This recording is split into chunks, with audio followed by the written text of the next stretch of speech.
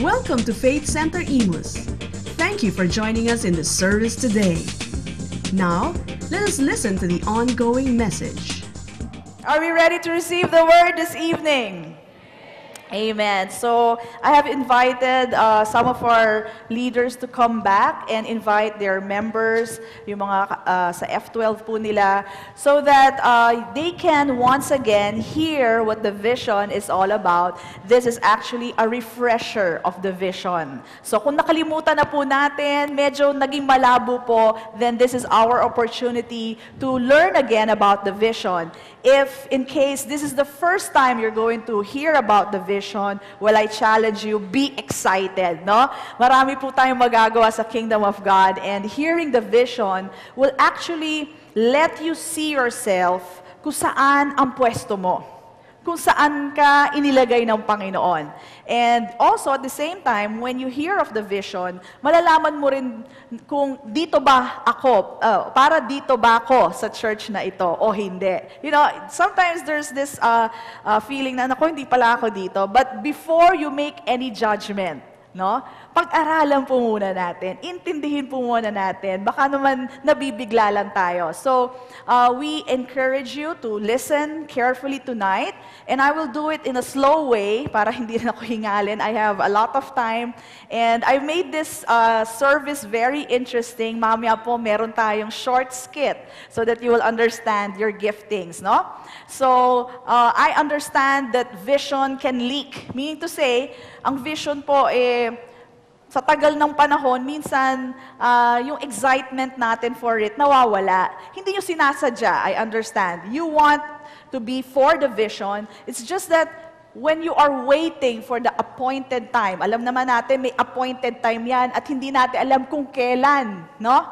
While waiting for the appointed time, minsan, sa dami po ng mga kinakaabalahan po natin, nawawala po tayo sa focus. Hindi sinasadya, but sometimes, you know, we can be derailed from the path of the vision. And that is why we have this vision refresher tonight.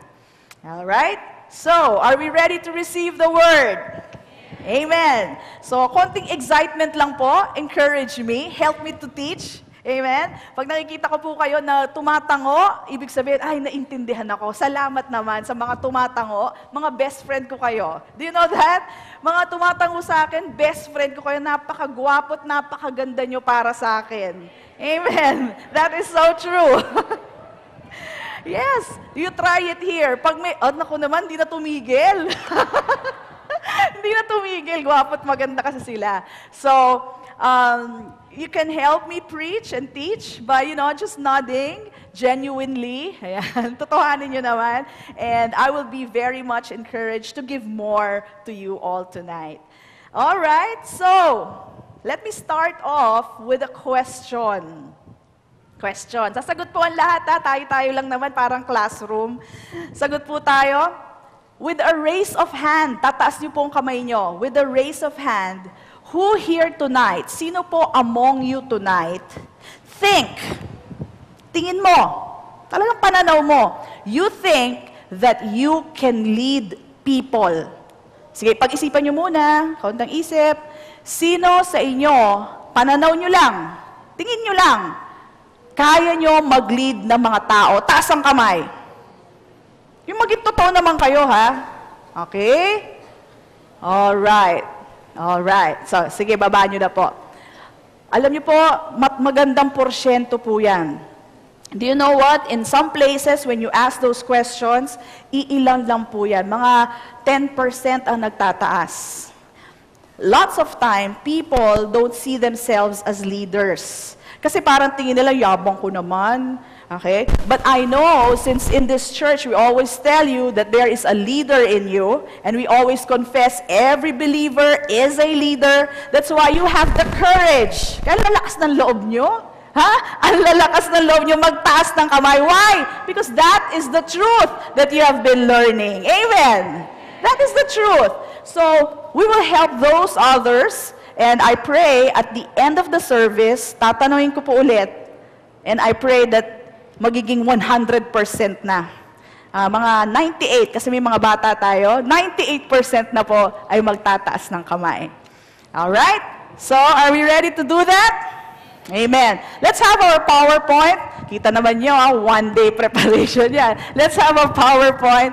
Alam po natin what the vision is all about. We always declare it. Faith Center Imus, where?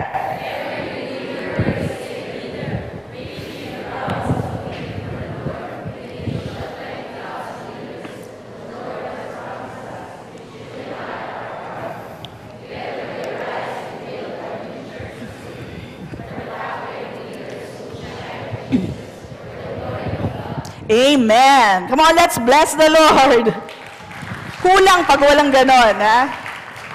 So, ito po ang outline ng ating vision. Tonight, that's five items, but tonight I'm going to divide it into 3. And I'm going to explain each part. Now, the first part will be where every believer is a leader. That's the first part that I'm going to discuss with you. The second part is number 2, number 3, and number 4. Magkakasama po yan. And then the last part, the third part, is number 5. So if you're writing down notes, you can divide it that way. So let's go to the first part, where every believer, Ryan, where every believer is a leader. And we have 2 scriptural references. Actually, I'm going to add another one. Before you go to Genesis 1:26, punta muna tayo sa Genesis 1:26 muna tayo. Genesis 1:26.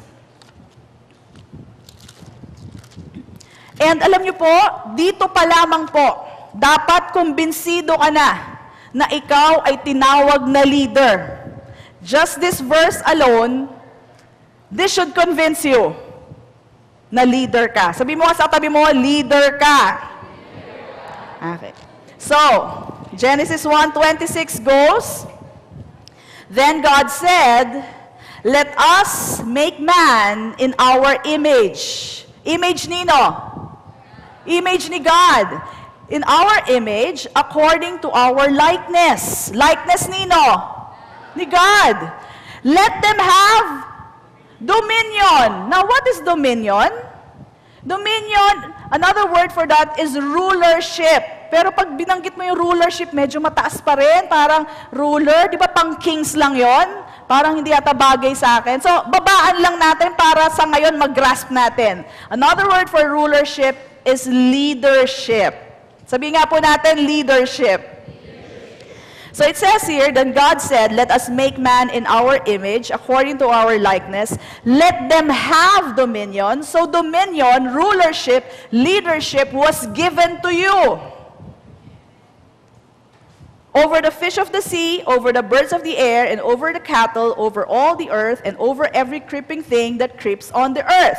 Now, this somehow, pag narinig niyo na yung mga animals, parang, ano ba naman yan, pastora? Leader nga sa mga langgam naman, sa mga ahas naman, at sa mga isda. May dating ba yun? Meron pong ibig sabihin ito. If you have been reading, sino po mahilig magbasa ng John Maxwell? Taas ang kamay. Ay, 3 lang kami, 4. Ayan. So, if you have been reading John Maxwell, he has this principle of the 360 degrees leadership.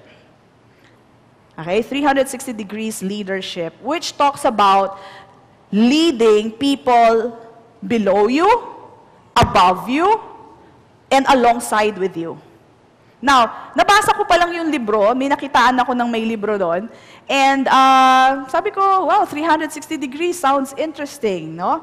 So, I tried to look for a scriptural basis for this. And you know what? The Lord led me to this scripture, Genesis 1:26, kung saan fish of the sea is under you, birds of the air is above you, creeping things is alongside with you, mababa nga lang, and yung cattle is also alongside of you. So sabi sa akin ni Lord, wala silang scriptural basis, ikaw meron. Yung 360 degrees na sinasabi nila, yan ay based on Genesis chapter 1, verse 26. It's about leading people. You know, hindi ba kayo na-curious? Ba't sabi ni Jesus sa kanyang mga disciples, Come, and I will make you fishers of men. Bakit? Sino na po dito ang nakapag-snorkeling, taas ang kamay? Snorkeling hindi sa fish pond, hindi po sa aquarium nyo. Snorkeling sa dagat. Beautiful, amen? Napakaganda po. Lalo na kung nakapunta na kayo sa Planet Dive, doon sa may Twin Rocks, beautiful talaga. Titingin lang kayong ganyan, lahat ng kulay makikita nyo, lahat ng uri ng isda, may matangos ang ilong, may punggok, may kaliit-liit, beautiful sight. But the thing that you will notice about them is that they just go with the flow. Wala silang direksyon. Gagalaw dyan. Pupunta sila dito, mamaya nandyan na naman sila. Mamaya gaganyan na naman sila. Mamaya gaganyan na naman sila. No? So wala silang masyadong direksyon. It's all about survival mode. It's about finding food, resting, and going with the current. Kung saan sila agusin. Lalo na pag kayo nandun sa mga deep dive ni Pastor. Si Pastor po kasi diver. So, nagda-dive po yan. Sa mga deep diving po, meron po tinatawag na agos. May kuryente po.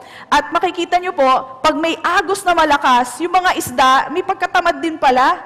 Nagpa-flow lang sila with the agos. Kung saan po dali ng agos, talagang nakaganyan lang sila, sunod-sunod lang sila. Hindi na sila nagganyan kasi nagpa-flow na lang sila.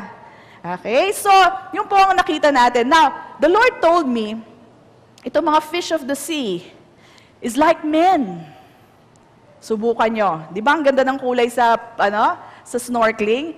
Umakyat kayo sa second floor ng MOA. Hanggang 2 lang naman yun di ba? Tumingi kayo sa baba. Parang mga isda rin, iba-iba kulay. Gaganyan sa isang store, punta sa kabila. Balik na naman, lakad silang ganon. Grupo-grupo yan. They're like fish in the sea without direction in life. So what the Lord is actually telling us, these are not actually animals. Yes, we have dominion over them, but this is also referring to people who have no direction in life. No direction in life. Why? Because they don't know their calling in life. They don't know what they were made of. You and I know that we are made in the image and likeness of God. Sabi mo nga sa katabi mo, kawangis mo ang Panginoon. Huwag kang masasamid. So, that is the truth. Knowing who we are like gives us a destiny. Knowing that we are made in the image and likeness of God tells us we are somebody great. Amen. God is great. And if you're made in the image and likeness of God, then you are great. That's who you are. Now, you will never be God.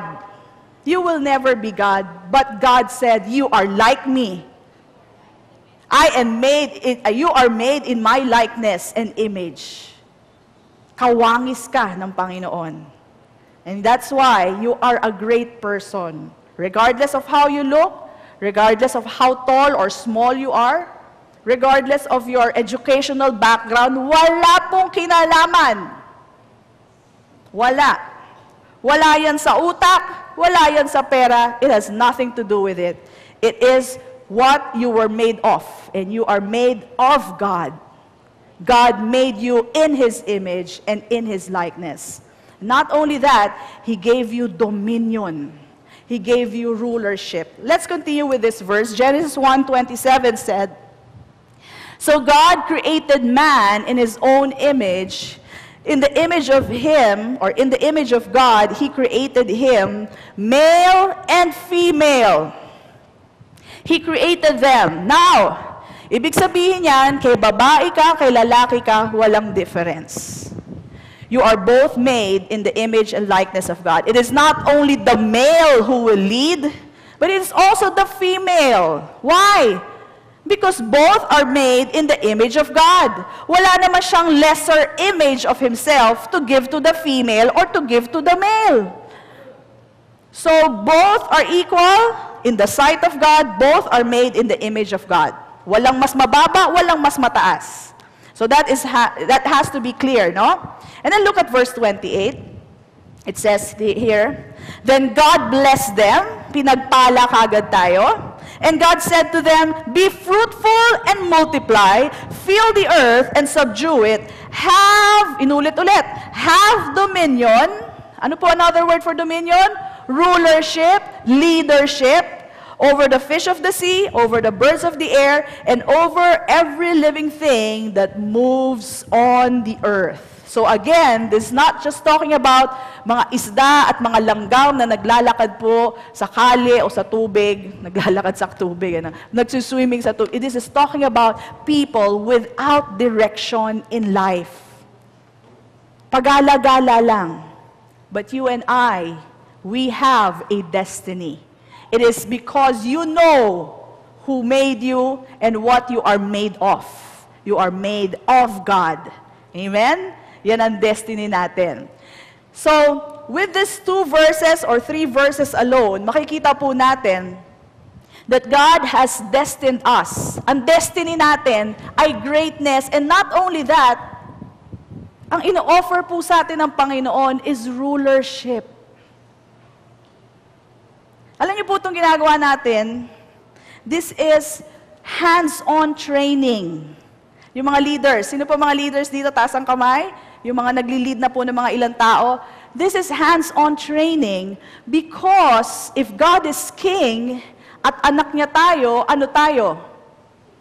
If God is a king, then you are kings. And in the time to come, you will be ruling with Him. So, right now, ay practice na totoo. This is hands-on training. If you are faithful in little, He will make you responsible for much. If you are faithful in little, you will also be faithful in much. So, mag-umpisa ka ngayon, whatever you have right now, because later on, He will entrust you with much more things. So, ang ino-offer po ng Panginoon sa atin, and this is the revelation of Genesis 1:26, is you are made in the image of God, and because of that, you are destined to be a ruler. Sabi mo nga, I am a ruler. Maski na hindi mo pa nakikita ngayon, ang katotohanan, ruler ka. For you to shy away from that truth, ibig sabihin, parang hindi ko matanggap, parang sinasabi mo, parang kunwari ako, ginawa akong babae ng Diyos. Kung sinasabi kong, hindi ko matanggap na ako'y babae, that is foolish, hindi po ba? Kasi ginawa niya akong babae. Amen? So it's the same thing.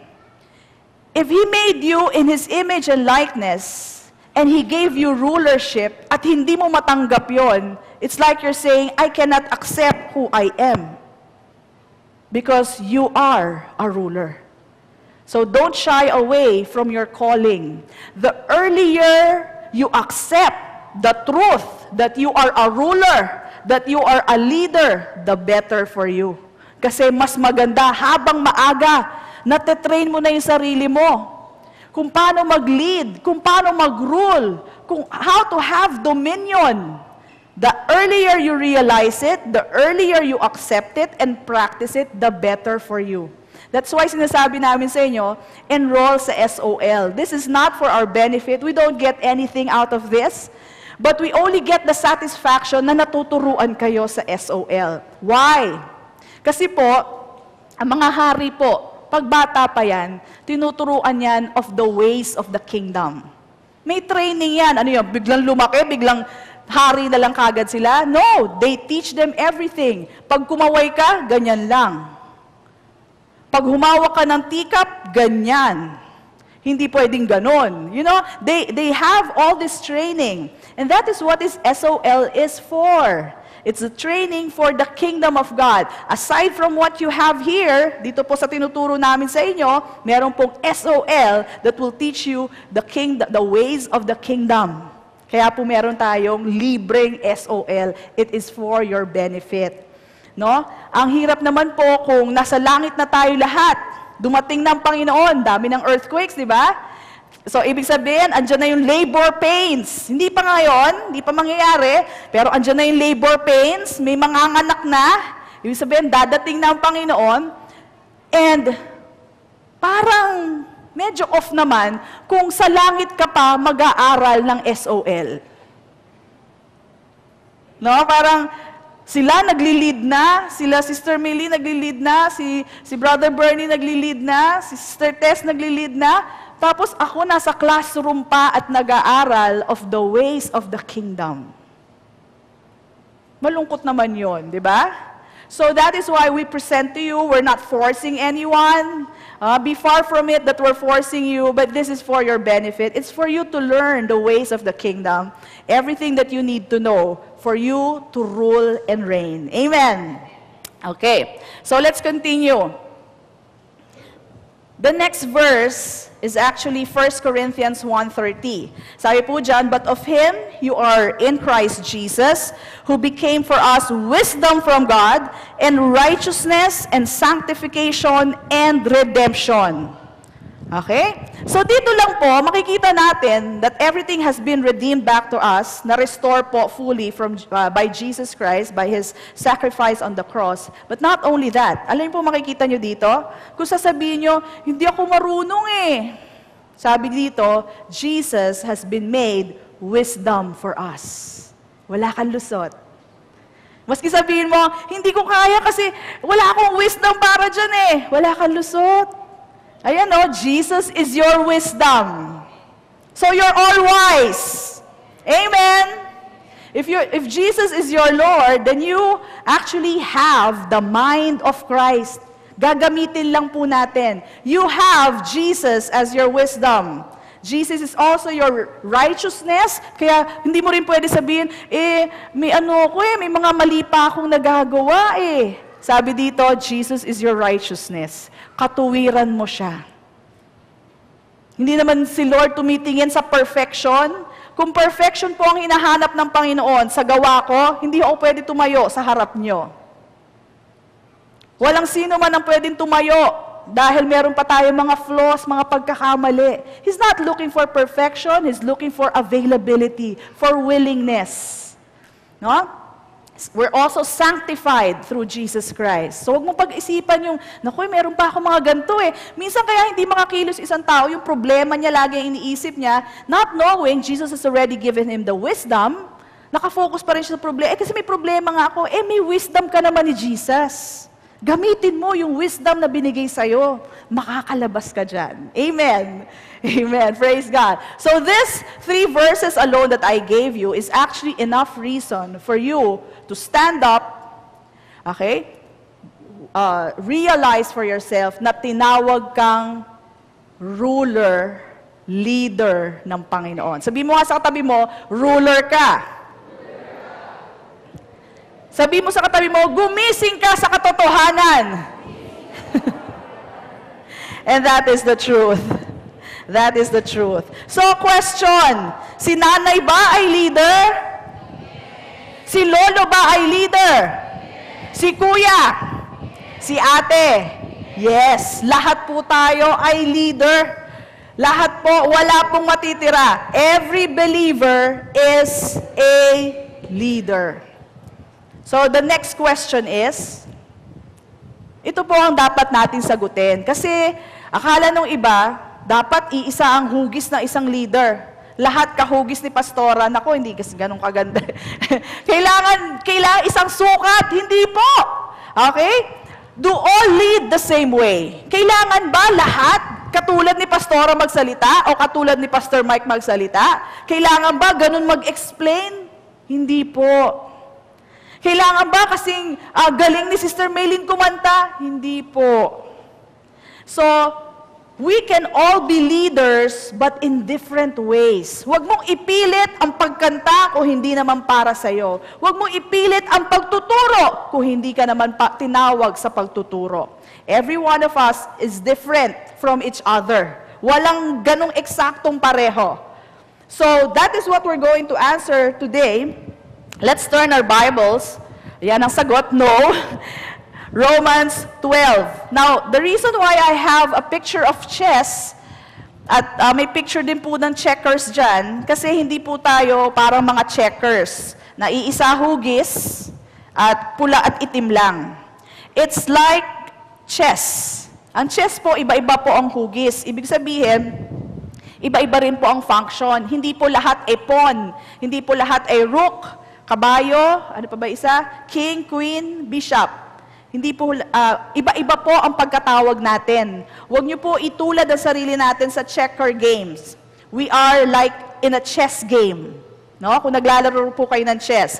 So go to Romans chapter 12, verse 4 to 8. It says here, For as we, tayo daw po, for as we have many members in one body, but all the members do not have the same function. Hindi daw pare-parehas ang ating function. O ating, ano ba function sa Tagalog?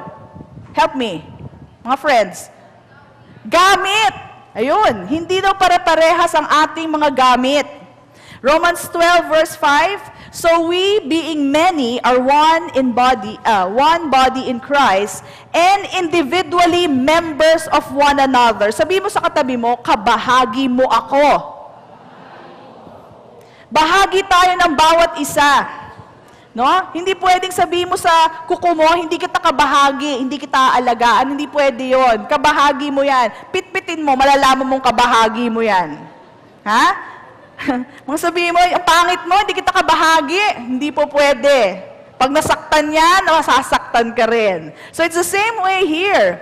We are many, and being many, we are still in one body, pero we are individually members of one another. Then let's go to verse 6. Having then gifts, differing, ibig sabihin, iba-iba, differing according to the grace that is given to us, let us use them. Sabi mo sa katabi mo, gamitin mo. Iba-iba ang gift natin na nanggaling sa Panginoon, gamitin mo. No? Ito may redundancy dito, pero siguro sabi ko, parang hello, parang gano'n ang dating eh. Sabi, if prophecy, let us prophesy. Hello? Diba? Very redundant, pero parang sabi ko, inulit-ulit talaga eh, no? Kung prophecy ang iyong gift, mag-prophesy ka. And then it says here, in proportion to our faith. Or ministry, sabi dito, let us use it in, hello, ministering. Diba? And then it says here, sabi ko nga, napaka-redundant eh, he who teaches, in teaching. Diba? Kasi parang siguro sabi ni Paul, ano ba naman kayo, may gift kayong teaching, ayaw nyo naman mag-teach. May gift kayo in ministering, ayaw nyo naman mag-minister. Gamitin nyo. So sabi niya dito, he who exhorts, in exhortation. He who gives, ito na iba ng konti. He who gives with liberality, ibig sabihin, with generosity. Nagbibigay ka na rin lang, todo mo na. So may mga tao pong tinawag para dyan. Sabi ng isa, hindi ako yon, hindi ako yon. Sabi naman ng isa, he who leads with diligence. Kung nagli-lead ka daw, itong leading na to is administration. Magaling ka mag-organize, mag-ayos ng mga tao. Sabi, maging masipag ka naman.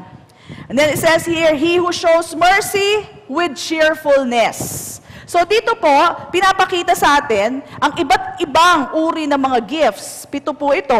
And what is being emphasized here is use it. Sabi mo nga, I will use my gift. Imagine, well-endowed kayo, punong-puno kayo ng gift, napakaganda nyo at napakagwapo nyo. Imagine you are empowered by the Spirit of God, tapos igagarahe mo lang. Hindi mo gagamitin. Para kang Ferrari na nasa garahe ni Lola. Do you get it? Ang ganda ng katawan ng Ferrari, napaka-powerful ng machine niya. Talagang gwapo ka pag minaneho mo yon. And yet, nakagarahe lang. And that is why, if you will recall the message that I gave you last time, the Laodicean church, sabi ni Lord, it's not acceptable to me that you're not doing anything. Alam mo ba ang pagpapalang binuhos ko sa'yo? Alam mo ba yung grace na nasa iyo? Alam mo ba yung empowerment nasa iyo? Igagarahe mo lang. Kaya kasuklam-suklam sa Panginoon, sabi niya, I will vomit you out. Ginigising lang tayo, gising! Gamitin mo kung anong binigay sa inyo. And let me tell you, these 7 gifts, you were born with it. Pinanganak ka, kasama na yon. This was given to you. This is different from the spiritual gifts. Iba po to, iba rin po to doon sa 5-fold gift. Iba rin po ito. This is motivational gift. That's the best word. Motivational gift from the Lord. You came with it. Kasama na po yan sa packaging nyo. So this will come to you very naturally. And the 7 gifts are, the first one is the prophecy, the seer. Kung siya po ay bahagi ng katawan, ihahalin tulad natin siya sa mata. They see things, and they tend to declare things na malayo sa sitwasyon. Kunwari may nagkakagulo dito, I know in Jesus' name maaayos to. They have that urge to say that. No? Sa ministry, another word for ministry is service. Itong mga tao na to, mahilig po tumulong. Alam niyo po, nag-take po ako ng score, ng test niyan. By the way, you can take a test na meron po tayo dyan sa lobby. Mga papel, you can bring it home. I had it printed out for you. Find out what your gift is. No? So sa service po, napakababa po ng service ko. Yan po, isa sa mga lowest score ko.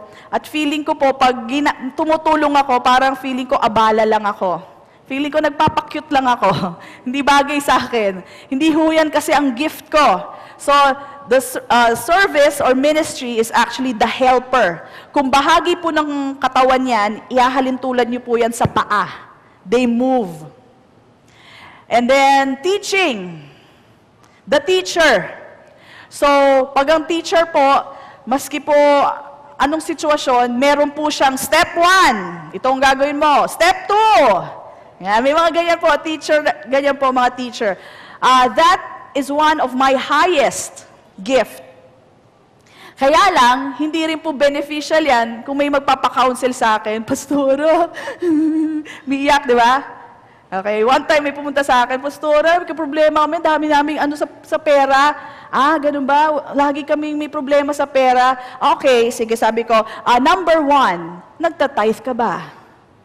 You know, ganun po mga teacher, they tell you that's their form of love. Alam ko, nahihirapan ka dyan, pero tutulungan kita makalabas dyan. Number 1, ito gawin mo. Number 2, itong gawin mo. Number 3, makakalabas ka na dyan. So that's the way of a teacher. They teach you the way out. They cannot give you that much compassion, although kaya naman natin yun, but they would come back to their gift, ibibigay niya sa inyo ang steps. And then we have the exhorter, or what you call the encourager. Itong tao na to, super mag-encourage. Talagang nagkamali ka na, ay naku, okay lang yan. Alam mo, naku, sige, nangyari ba sa'yo yan? Nangyari rin sa akin yan eh. Ganyan-ganyan nga ako eh. They will always encourage you so you won't feel bad. No?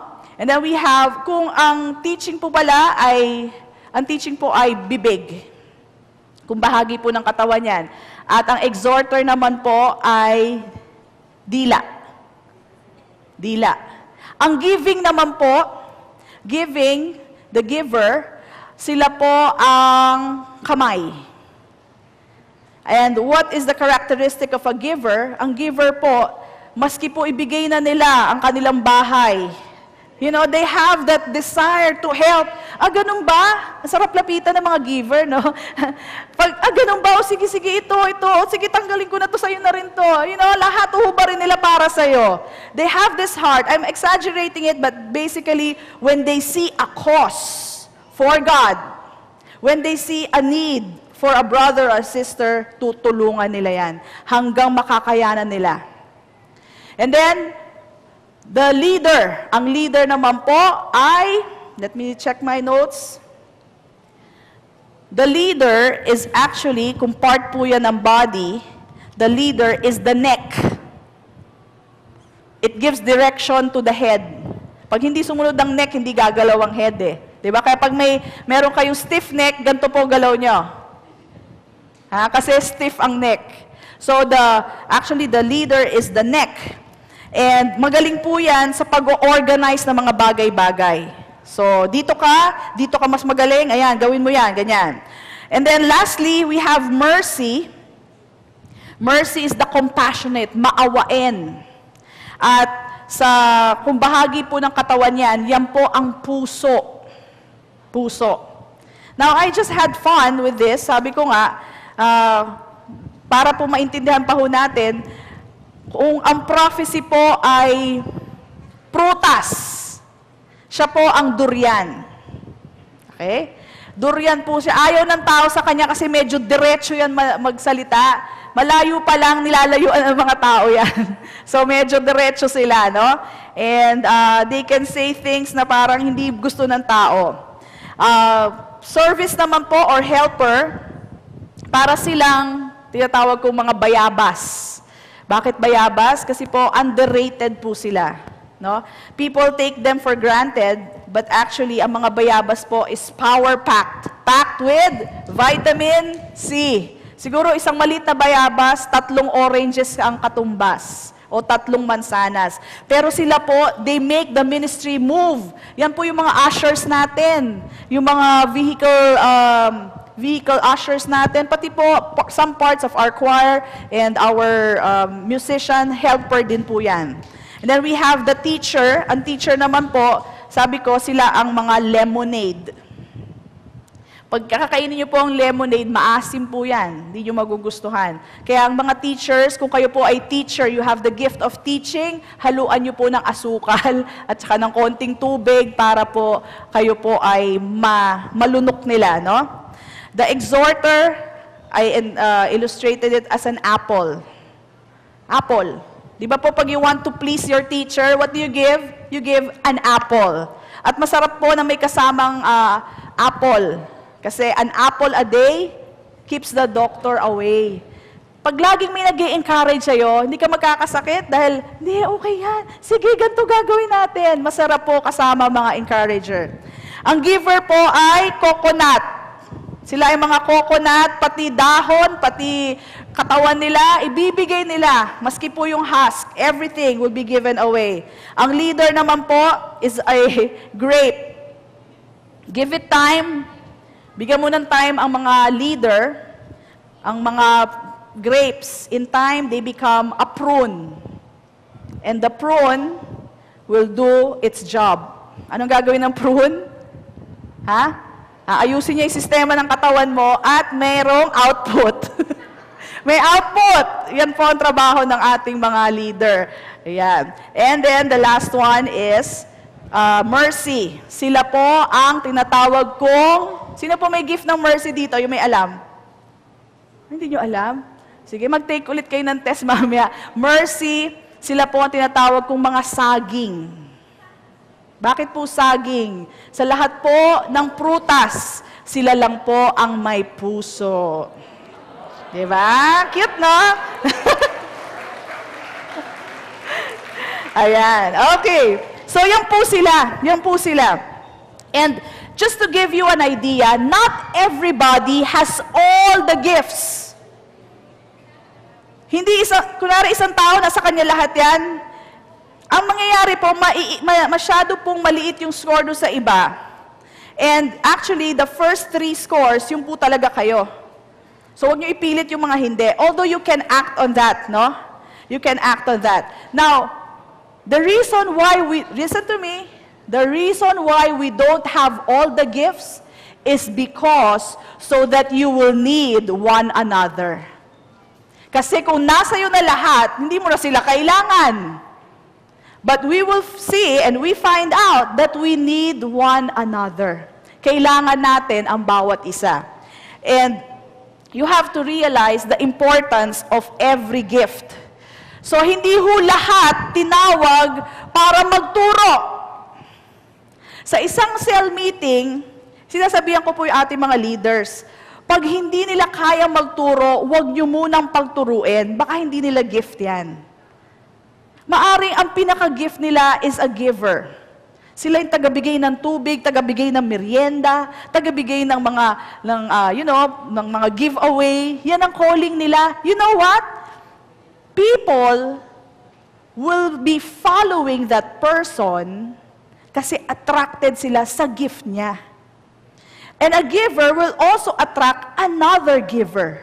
So in doing the gift of giving, that giver is actually leading people who are givers and who are attracted to givers. Imposibleng wala kang ma-influence. Imposibleng wala kang ma-attract pag ginagamit mo ang gift mo na para sa iyo. Alam niyo po, may counterfeit ang mga gifts na to. At ito po'y ginagamit na ng mga politicians. They use that. They also are perceiver. Walang kurakot sa 6 na taon. Di ba, nag-ano sila? Sasabihin nila na giver sila. People are attracted to their giving. Kaya maraming gustong bumoto sa kanila kasi mabigay sila.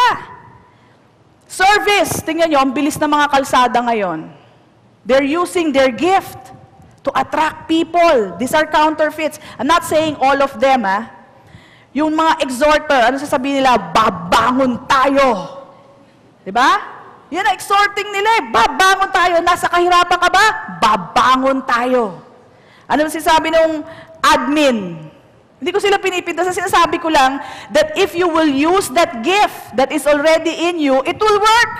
Ano sasabihin ng admin? Galing at talino.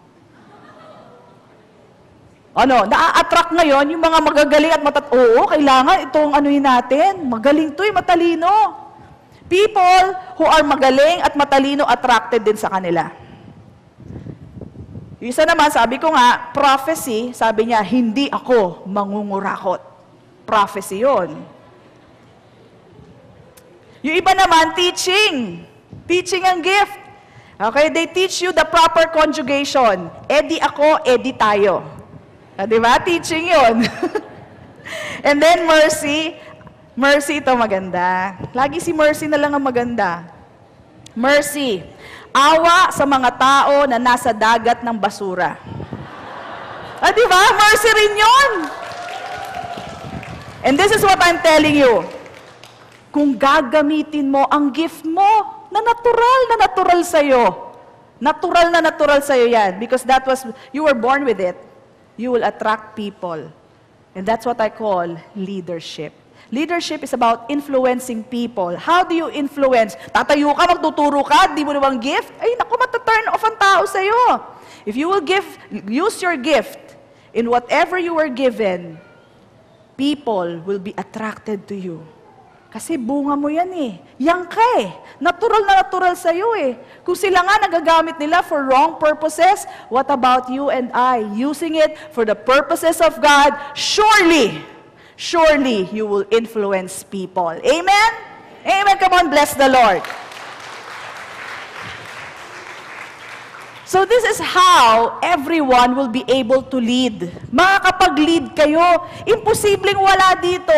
Imposible dito na walang gift na galing sa Panginoon. Meron kang gift. You just need to discover it. Kaya again, I'm reminding you, when you leave this place, meron po tayo dyang assessment of your gifts. Pag sinagutan nyo po yun, at the end, makikita nyo po kung ano ang gift nyo.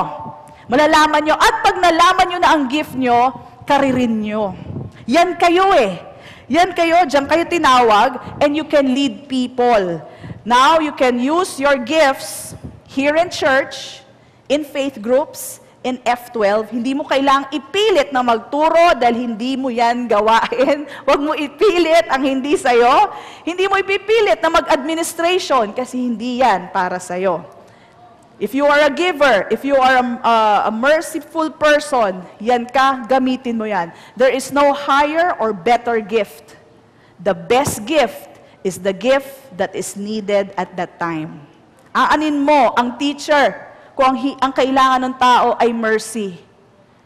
Aanin mo ang teacher o exhorter kung ang kailangan niya ay pera. Kailangan mo ng giver. Walang mas mataas at mas mababa. everyone is needed. Sabi mo sa katabi mo, kailangan kita. Ayan. Kailangan kita, kailangan ka ng katawan ni Kristo. So do your part. No? Okay? So now, I'm going to call on to emphasize this more kasi this is basically the thrust of my message. I'm calling on our drama team to show you how it works. Faster, please. Faster. Come on. Time. So, meron po tayong short skit, and this skit will explain to you how a person approaches one situation. I mean, how groups of people na iba-iba po ang gift nila. Makikita niyo po yung pangalan nila, Exhorter, Mercy, yung 7 yan. And you will see how they react to the same situation. Iisang sitwasyon, iba-iba ang kanilang approach. Alright? Are we ready?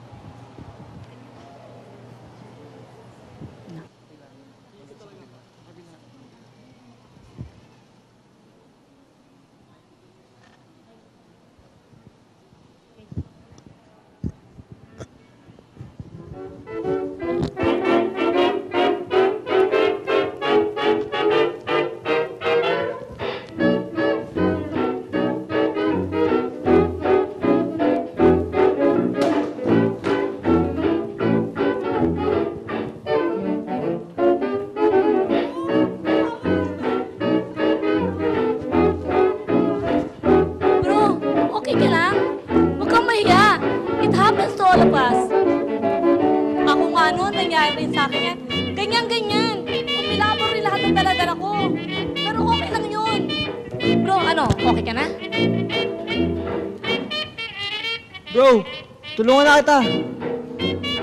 Ito, upo ano? Upo ka na muna. Masahe, gusto mo? Konting luwag ha. Baka makulog yan, baka hindi makahinga yan, okay? Service, kuha mo kami ng patungan ng paa. Dali. Sige, leader. Exhorter. Medyo kasi medyo napahiya eh. Ha? Mercy, patingnan nga yung braso, baka nabugbog. Give her, halika nga dito. Dali. Bigyan mo ng refreshment. Ito nga, nagdala ako ng tubig tsaka pandesal, oh. Bro, para sa'yo nga pala. Alam mo, bro, blessed na blessed talaga ako sa kasipagan mo. Teka, may papakita nga pala ako. Sandali, ha? Wait lang, mayroon ako ibibigay. Sandali. Bro. Ito nga pala, bro. Picture ng anak ko. Ay, hindi. Bro, hindi. May seed ako sa'yo, eh. Ito. 20, bro. Bili ka ng bagong pants. Nasira yata, eh. Teka, kung may nasira sa mga gamit mo, bro, huwag ka maglala, ha? Kasi, lapit ka lang sa akin kasi may provision dyan si Lord, eh. Ha, bro? Bro, natalisod ka pala. Sa susunod, ganito yung tamang hawak ng gamit para hindi ka matalisod. Hawak mo na yung gamit, nakikita mo, pati yung nilalakaran mo. Sabi nga sa Word of God, we have the mind of Christ, gamitin mo lang yon. And also, you must always pray para lagi kang protected. At alam mo, kahit nangyari sa iyan ngayon, nakikita ko. Di na uli mauulit in Jesus' name. You're always protected. Okay?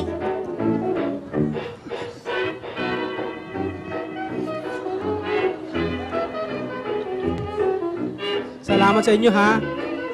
Maraming salamat, mga kasama. Alright, palakpakan po natin. Thank you. Ayan, sige, take your bow. Thank you po. Binulabog ko po sila. Tinext lang po yan. Kanina lang po nag-practice. Palakpakan po natin ang drama team. Thank you so much. Sister Carol, thank you also. And that's how it works. So, you don't have to be extra gifted para mag-lead. Just Do it naturally with whatever was given to you by the Lord, and you will flow. Magpo-flow po kayo.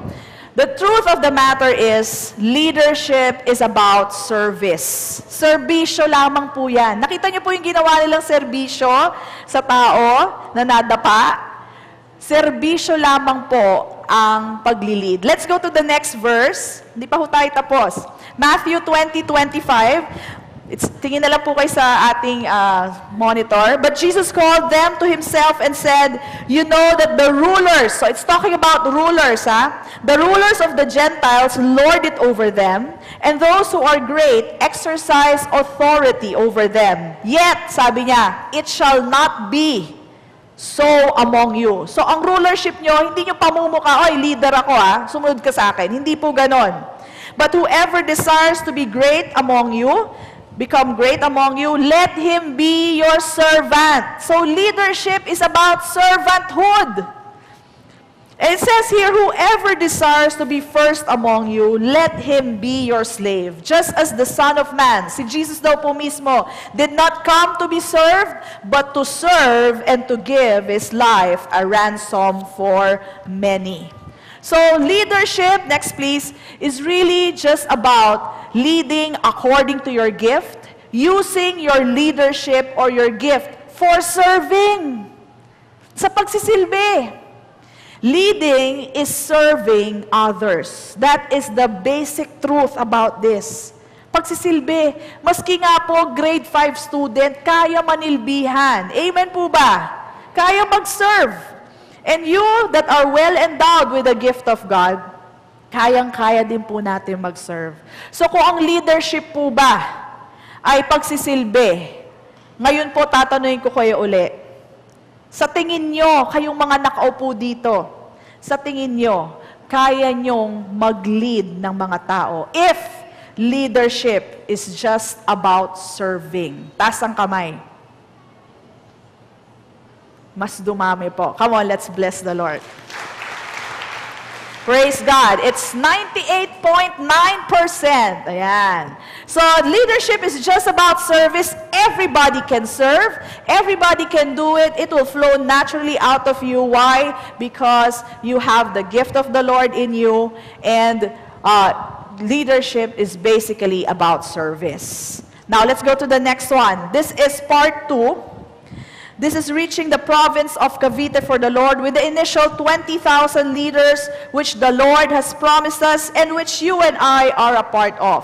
Now, the problem sometimes when a church has a vision is the basketball problem. Ano po yung basketball game problem? Kung mapapansin nyo po, ilan po ang naglalaro sa court pag may basketball team? Ilan? 10? Okay, 10 ang naglalaro.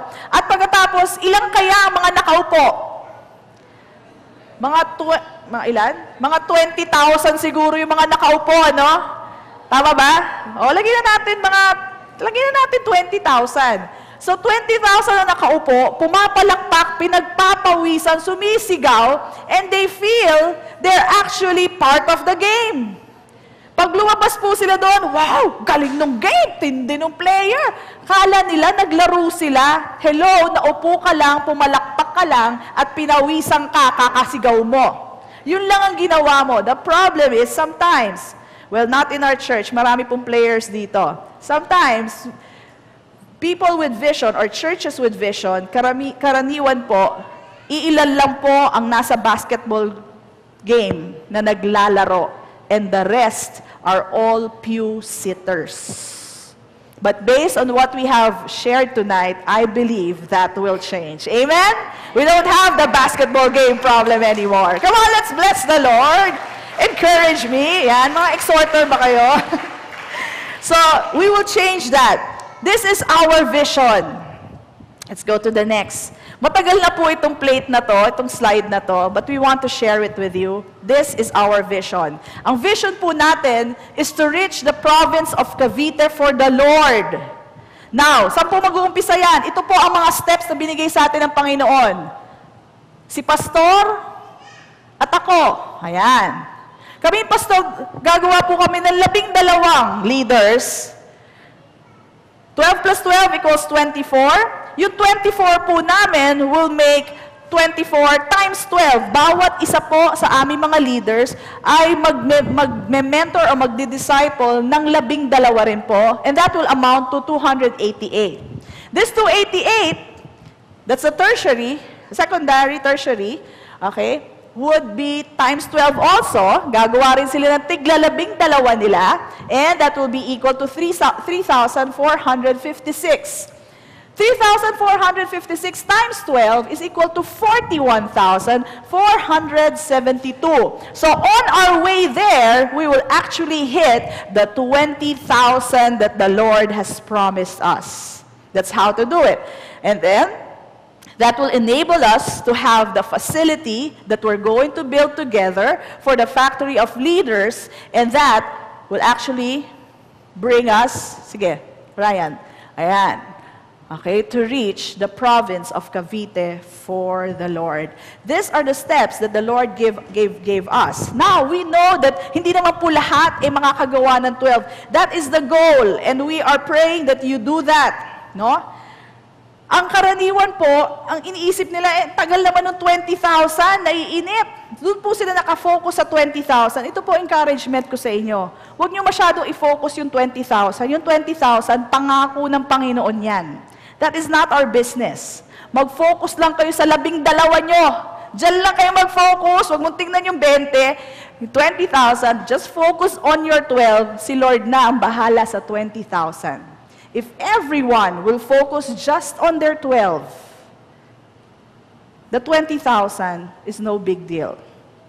Amen. Can we see that? So this actually is a peek. Parang silip po yan to the future. You just had a peek into the future, our future. Let's go to the next one, Ryan. So this is actually based on the principle of F12, which is Faith 12, it's about discipleship. Si Jesus po, kumuha po ng 12 na mga disciples niya. He had more, but he had 12 close disciples. And basically, this is also what you do. You are, let's say, the leader. Kukuha ka ng 12 at meron pong isa sa inyo na magiging you. Isa kayo doon. So this is how the exponential thing will happen, the multiplication. Let's go to the next one. So what we are actually going to do is to be fruitful. Maging mabunga po tayo. Ano ba yung gift ko? Siguro sa mga meetings natin, discuss natin, ay, ang gift mo pala ay in serving. Sige, mag-serve ka pa. People will get attracted to you in your service. And you will also be having your own F12. Okay, be fruitful. Ano pa? Multiply. You will be a leader who will lead people to the finish line. Hindi ikaw lang ang tatakbo. Kasama mo sila. Kasama mo silang tatakbo to the finish line. Next one, please. So we are also, ang church po natin, we are like wise farmers. We have this farmer mentality, tanim ng tanim. And that is why we also have the faith group, Ryan. We have the faith group. Kung ito po ang faith center, ang ginagawa po natin is that in different houses, meron po tayong faith group leader at faith group host. Sila po ang nag-share ng word doon. Sila po ay nagtatanim ng mga buto, ng mga seeds nila. Kung anong bunga nila, kung anong klase sila. Let's say, ang bunga nila, sila ay giver. So, yung po mga sineshare nila doon will also be fruitful in those area. Kasi sila rin po yung na-attract. So, you bear fruit in different areas. Okay? So, after some time, magmumultiply na po ang faith group. Pag marami na kayo sa isang faith group, pwedeng sa isang bahay naman po gagawin, mahahati na po yon. This is what we do in church. That's why we always say, kung gusto nyo po ng faith group sa inyong tahanan, sabihin nyo lang po sa amin and we will provide the leader and madali lang po yan. Wala pong problema. Okay? Next one. In a faith group, this actually takes place, membership. So meron po kayong a place of community where you are accepted, where you feel you belong. And then there is also growth. Bakit po? Kasi nag-iimbita kayo ng mga kapitbahay. So may soul winning pong nangyayari. And then there is also leadership development. Meaning to say, kung ako ang leader, dapat may assistant din ako. na tinetrain ko na, ikaw naman mag-pray, ikaw naman ang ganito, ikaw naman magdala ng ganyan, something like that. So, tinetrain mo na siya habang nagtuturo ka. In time, pwedeng siya naiwanan mo doon, ikaw naman pumunta ka sa ibang faith group. So, that's how we do the multiplication. Next one, please. So, Faith Center, what are we doing about it? Faith Center, ito pong church natin, is committed to assist you every step of the way till you achieve your destiny, which is rulership. Rulership, leadership. So, ang una pong ginagawa natin is we have faith groups. Maaring nag-umpisa po kayo sa faith group, and then you move on to attending SOL. And then after SOL, you can have your own F12. Kakaroon kayo ng F12 nyo. And then after that, faith group leader or host sa faith group. And then magkakaroon kayo ng sarili nyong F12. Yan po ang steps na ina-undertake namin. That is why we always say, kayo po na mga nasa faith group, kayo pong nasa church, why don't you enroll sa ating pong SOL? So that will enable you to go to the next level and then to the next. And F12 is actually leadership already.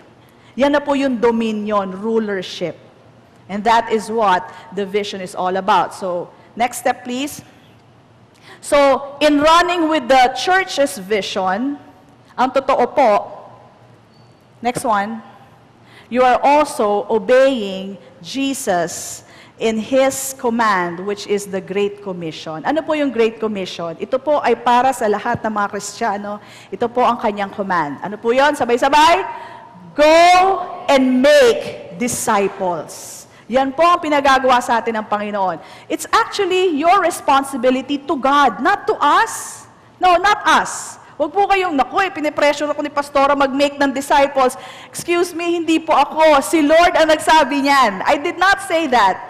It is the Lord who said that we are to make disciples. Now, ang ginagawa po natin sa church, tinutulungan lang namin kayo na makarating doon. That is our commitment to you. We will help you every step of the way. We will help you get to where the Lord wants you to be. Amen? Did we get that? So, that is the commitment of Faith Center Imus, and we want to do that with you. Lastly, this is the third part. Third part po is the church building. Let me start with a story. Kaya nyo pa? Okay. Years ago, meron po isang pastor. Totoong story po to. Wala pong invento. Years ago, there was a pastor who was asked by God, pwede na po natin patayin yung LCD, who was asked by God to build, to start a church in a location. Isang lokasyon lang. Sabi, magsimula ka na maliit. So, nag-possess po siya, nagpastor po siya doon. And the Lord, in the process, told him, you're going to have a big church. Big membership. And in fact, ito ang design ng church. So, pinakita sa kanya, sinabi sa kanya, ito ang gagawin mo, ganito itsura ng building, ganito itsura ng floor plan, yan ang gagawin mo. But, of course, yung pastor sumunod po for some time. Pero after some time, mga ilang taon po, sabi niya, wala naman nangyayari. Sabi ni Lord, dadami membership. Kumukunti nga eh. So, nagkaroon na po siya ng pagdududa sa sinabi ng Panginoon. And so, what happened was, na-distract po siya. What happened was, meron pong business offer. Yung pastor po, iniwan niya po ang pagpapastor. Nag-business na lang siya. Yung pastor po na nag-business, naging rich. In fact, he became a millionaire. And then, years after, 25 years after, this millionaire went to the same location. Pagpunta niya doon, meron ng malaking church. And the pastor was teaching. For 3 times in a row, may nakikita siyang umiiyak na tao doon sa isang lugar. Sabi niya doon sa associate niya, alam mo, lagi ko nakikita yung mama na yan dyan. Iyak ng iyak. Alamin mo nga anong problema nun? Sabing ganon. And so the associate pastor went to that man in interview. And sabi ng associate pastor, bumalik ka agad. Sabi, Pastor, you need to hear this yourself. So sabi ng pastor, sige, kausapin ko. Kinausap nila. Pagkausap pong ganyan, sabi nung pastor, inintroduce nung millionaire, sarili niya, I'm a millionaire, I'm a businessman, but you know what? I haven't found peace and joy, maski napakayaman ko na. Sabi niya ganyan. Bakit naman nagkaganon? You see, pastor, 25 years ago, the Lord called me in the same location where your church is. Sinabi niya sa akin, I will have a big church, a beautiful church, with a big congregation. And yet, hindi ako naniwala. In fact, let me show you the design. Binuklat po yung design. Guess what? Kung ano po ang specs ng church, kung ano po itsura ng church sa labas, eksakto. The both of them heard from the Lord. One obeyed and believed, the other failed to believe. Bakit? Nainip. Nainip siya. But it was surely going to come to pass. You know what? Ang Panginoon, parang magulang yan eh. Ang magulang, ang panaginip sa isang anak, pagpalagay na natin, anak, baka gusto mong maging doktor. Doktor, o kaya pastor. Alam mo, susuportahan kita, lahat ng pangangailangan mo financially, I will provide it. I will teach you the ways and do everything. Kaya lang, anak, you have to go to school. Sabi ng anak, sige, sige. But in the middle of it, tinamad. Guess what happened to the dream? Walang nangyari. So, sabi ng magulang, siguro yung susunod nating anak, baka siya ang mag-fulfill ng dream. No? Baka gusto niya rin maging doktor. So, alam niyo po, the dream is there, but guess what? It needs our cooperation. Just like that child, dream niya rin maging doktor. Kaya lang, kung hindi naman siya magko-cooperate with the dream, hindi po matutuloy. But another person might fulfill that dream. Brothers and sisters, the vision was already given to us. This church has a vision from God. The Lord spoke to Pastor Mike years ago in Singapore, in the bathroom. Lagi na lang sa bathroom si Pastor. At sabi sa kanya, can you believe me for 20,000 leaders? And then at first sabi ni Pastor, sabi niya, Lord, hindi ko kayang pagpastoran yan. Nagulat 20,000. Sabi ng Panginoon sa kanya, hindi ko sinabing pagpapastoran mo. Can you believe me for 20,000 people? And Pastor Mike finally understood it. Sabi niya, yes, Lord, I believe. And that's it. So from then on, we have this vision stated. And then, ito pong facility, si Pastor Mike po was able to see in the spiritual realm. And it was confirmed by me. One time in prayer, nagdadasal po ako sa isang room. Sabi ko, Lord, how can I help my husband? Alam niyo po, pinakita po sa akin from this angle, pag ganun po, the building that we're going to build.